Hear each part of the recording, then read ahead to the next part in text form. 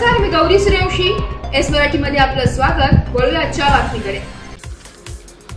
अनेक लोक अडचणीच्या काळात एकमेकांची मदत करतात, त्यामुळे अजूनही माणुसकी जिवंत आहे. मुके जनावरांना तर अडचणीत सापडल्यावर मदतीसाठी कोणाला सांगता बोलवताही येत नाही. मग कोणीतरी देवदूत बनून येतात आणि त्यांची मदत करतात.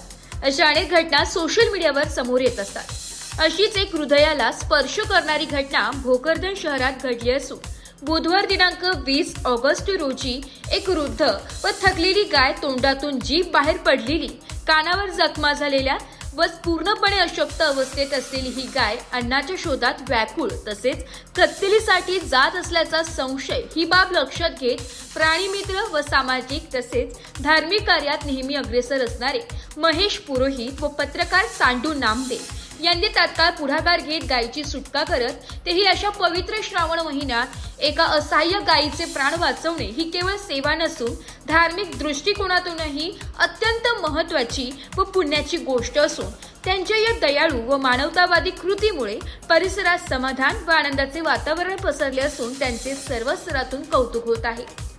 एस मराठी न्यूज साठी अमोल शिंदे, भोकरदन.